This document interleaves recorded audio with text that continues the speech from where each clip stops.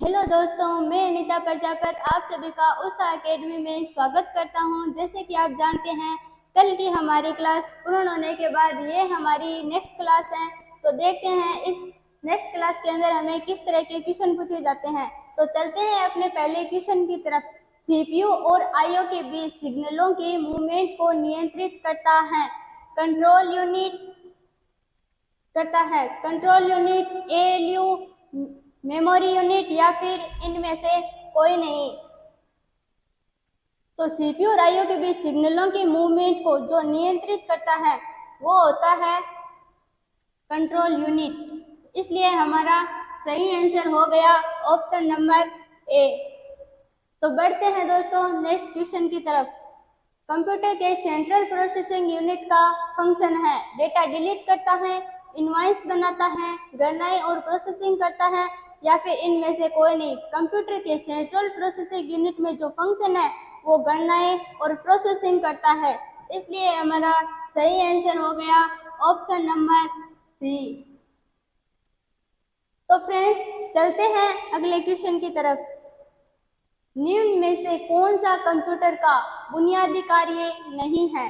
Data को process करना, text को स्कैन करना, इनपुट को स्वीकार करना, डाटा को स्टोर करना। तो जो हमारा कंप्यूटर का बुनियादी कार्य नहीं है वो देखिए, डाटा को प्रोसेस तो करता है, टेक्स्ट को स्कैन है, वो कंप्यूटर का बुनियादी कार्य नहीं है। इसलिए हमारा सही आंसर हो गया ऑप्शन नंबर बी। तो फ्रेंड्स चलते हैं अगले क्वेश्चन की तरफ। देखते हैं हमारा अगला क्वेश्चन क्या कह रहा है। परिचालन संपन्न करता है एल्गोरिथम, अर्थमेटिक, एएससीआईआई या फिर इनमें से कोई नहीं। तो परिचालक जो संपन्न करता है वो होता है हमारा अर्थमेटिक, जो कि हमारी सारी जो मैथमेटिक्स गणनाएं होते हैं उनको करता है। तो चलिए फिर फ्रेंड्स चलते हैं अगले क्वेश्चन में। कंप्यूटर में अधिकांश प्रोसेसिंग किसमें होती है? मदरबोर्ड, मेमोरी, सीपीयू और रैम। तो इसमें जो हमारा सही आंसर है वो हो गया ऑप्शन नंबर सी। कंप्यूटर में जो प्रोसेसिंग होती है वो होती तो सभी में है, लेकिन जो अधिकांश प्रोसेसिंग होती है वो सभी कंप्यूटर की सीपीयू में होती है। और मैंने आपको पिछली क्लास में भी बताया कि तो जो सीपीयू होता है वो कंप्यूटर का एक महत्वपूर्ण पार्ट होता है, जिसे कंप्यूटर का मस्तिष्क और आत्मा भी कहा जाता है। तो ये रहा हमारा नेक्स्ट क्वेश्चन। कंप्यूटर निम्नलिखित में से कौन सा कार्य नहीं करता है? प्रोसेसिंग, अंडरस्टैंडिंग, इंप्यूटिंग और आउटपुटिंग। तो देखिए, कंप्यूटर जो है प्रोसेसिंग भी करता है, इंप्यूटिंग भी करता है और आउटपुटिंग भी करता है। तो हमारा सही आंसर क्या हो गया? Option number B. जो अंडरस्टैंडिंग है वो कंप्यूटर का कार्य नहीं है। तो फ्रेंड्स चलते हैं अगले क्वेश्चन की तरफ। प्रमुख मेमोरी किसके समन्वय से कार्य करती है? इंटेल, विशेष कार्य कार्ड, रैम, सीपीयू। जो हमारी प्रमुख मेमोरी है वह सीपीयू के समन्वय से कार्य करते हैं। तो चलते हैं अगले क्वेश्चन की तरफ। हमारा अगला क्वेश्चन है, माइक्रो प्रोसेसर जो कंप्यूटर का मस्तिष्क होता है उसे क्या कहा जाता है? तो ध्यान दीजिएगा, जो माइक्रो प्रोसेसर है वही सीपीयू है, सीपीयू को ही माइक्रो प्रोसेसर कहा जाता है। तो माइक्रो प्रोसेसर जो कंप्यूटर का मस्तिष्क होता है उसे क्या कहा जाता है? सॉफ्टवेयर, माइक्रोचिप, माइक्रोचिप या सभी कथन सकते हैं। तो माइक्रो प्रोसेसर सीपीयू होता है और उसी को ही माइक्रोचिप भी कहा जाता है। इसलिए हमारा सही आंसर हो गया ऑप्शन नंबर बी। तो फ्रेंड्स चलते हैं अगले क्वेश्चन की तरफ। हमारा अगला क्वेश्चन क्या कह रहा है? इनपुट का आउटपुट में रूपांतरण किया जाता है। जो हम जितने भी इनपुट डाटा डाले जाते हैं या फिर इनपुट उपकरण की सहायता से कार्य करते हैं उन सभी का आउटपुट में रूपांतरण करना किसका काम है? सीपीयू का। तो हमारा सही आंसर हो गया option number B. Next question में है, प्रोसेस डेटा को कहते हैं, प्रोसेस डेटा को क्या कहते हैं? आउटपुट, प्रोसेस, इनपुट और सभी। तो इसका सही आंसर है ऑप्शन नंबर बी, प्रोसेस। तो फ्रेंड्स चलते हैं अगले क्वेश्चन की तरफ। सीपीयू का मुख्य घटक है control unit, memory, arithmetic logic unit, ये सभी। तो सीपीयू का जो मुख्य घटक है वो सभी हैं।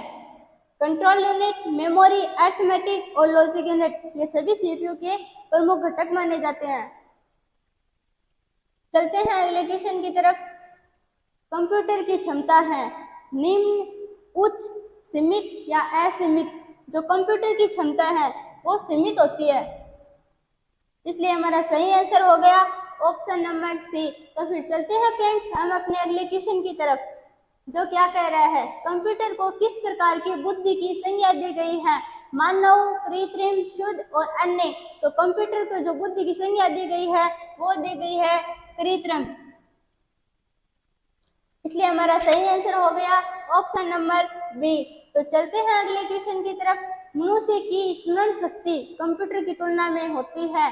जो मनुष्य की स्मरण शक्ति होती है वो कंप्यूटर की तुलना में सामान्य होती है,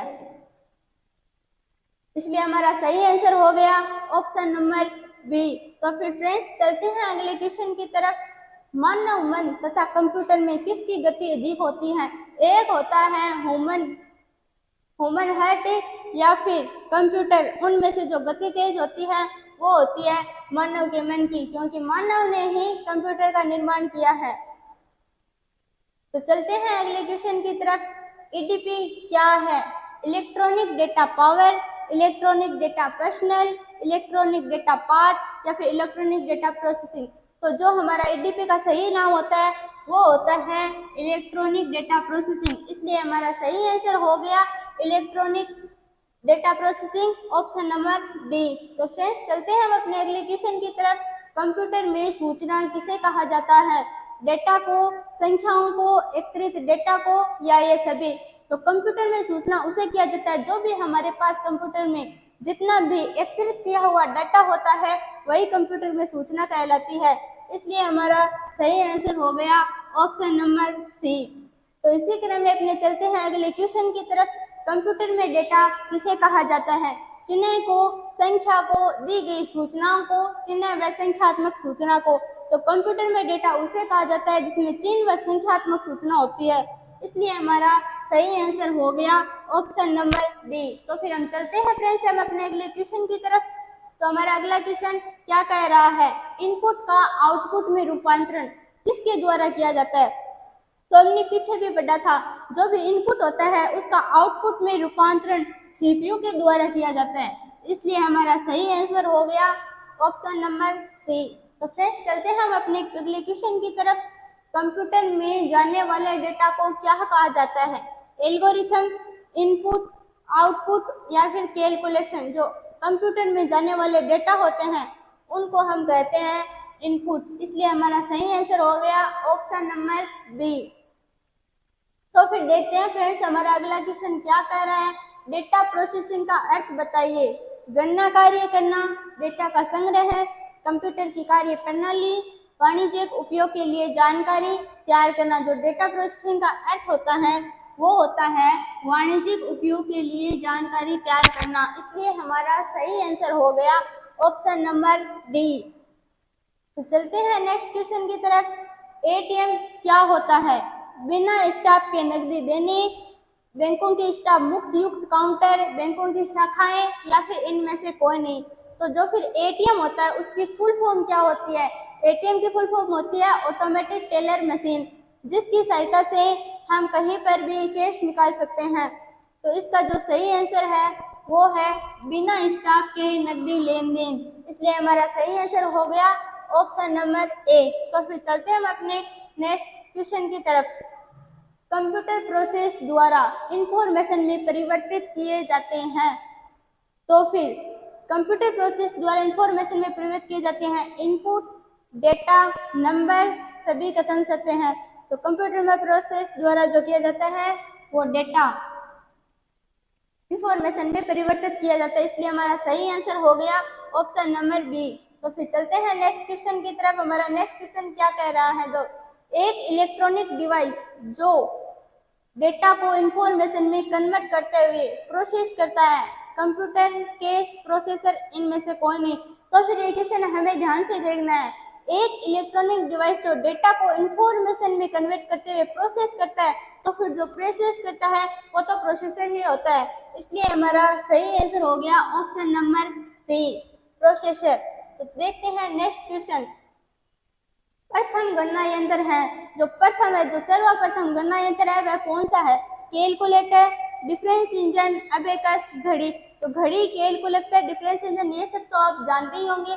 और जो हमारा अबेकस है, जो हमारी मैथमेटिक्स की गणना होती है, उन सभी के लिए जो प्रथम गणना यंत्र है वह है अबेकस। इसलिए हमारा सही आंसर हो गया ऑप्शन नंबर सी। तो इसी के साथ हमारी आज की क्लास समाप्त होती है। अगर आपको हमारा वीडियो पसंद आए तो फिर like, share, comment and subscribe जरूर करें। Thank you.